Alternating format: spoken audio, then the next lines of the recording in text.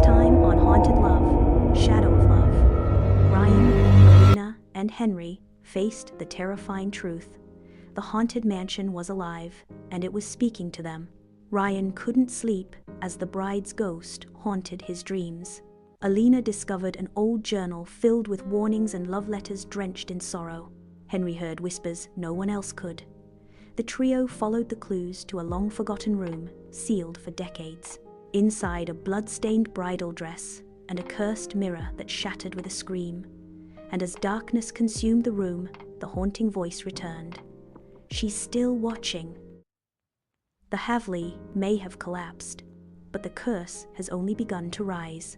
2 weeks after escaping the ruins, Ryan, Alina, and Henry find themselves haunted once more. Mirrors break on their own, shadows move when no one is near, and nightmares reveal a terrifying truth. Something else was set free that night. A blood-red door appears in the ruins, untouched by fire, untouched by time. When they pass through, they don't return to the real world.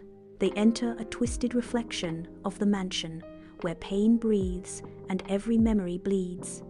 And there they meet her, not Meher, but something far more dangerous. Even though the mansion lay in ruins, an unsettling quiet stretched across the land where it once stood. Ryan, Alina, and Henry thought the nightmare was over, but darkness does not do so easily. 2 weeks after their escape, strange things began happening in their lives. Mirrors cracked on their own, shadows moved when no one was there, and worst of all, dreams. Vivid, bone-chilling dreams where Mira cried out from a new prison of shadows. It seemed their fight was not over. It had only just begun. One rainy evening, Ryan called an urgent meeting at his house. "We thought we set her free," he said, pacing back and forth. But something else was awakened that night. Alina, clutching a cup of untouched tea, shivered.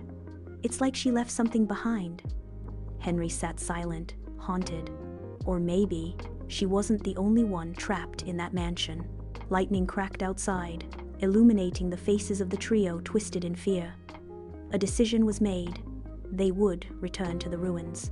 Not for answers, but for survival. They arrived at midnight. The mansion was a skeletal shadow of its former self-charred beams, crumbling stones, and a graveyard of memories. Yet standing in the middle of the rubble was something unnatural.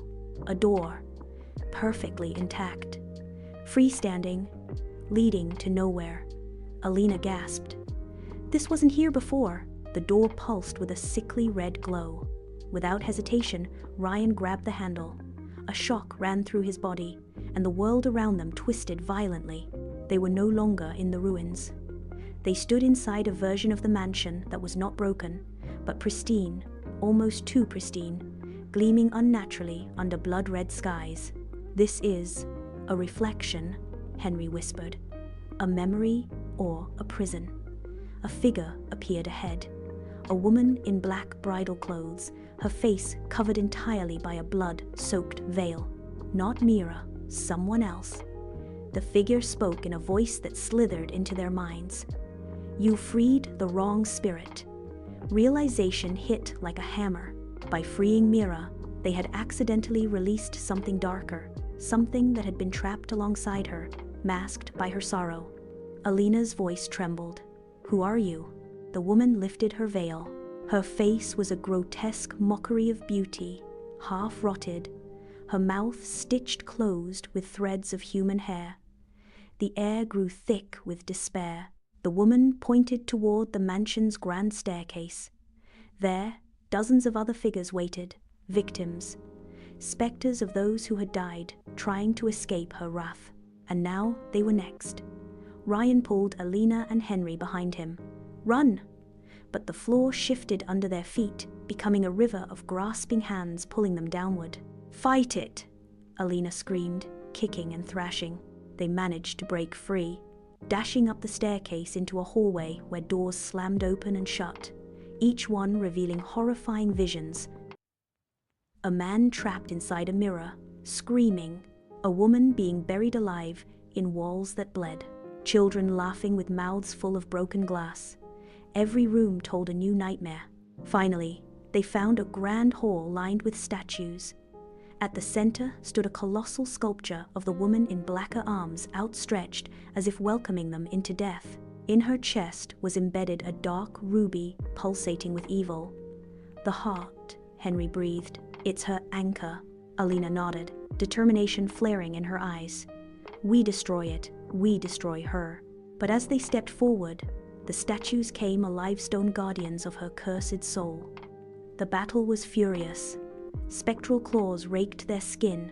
Voices of the dead screamed in their ears.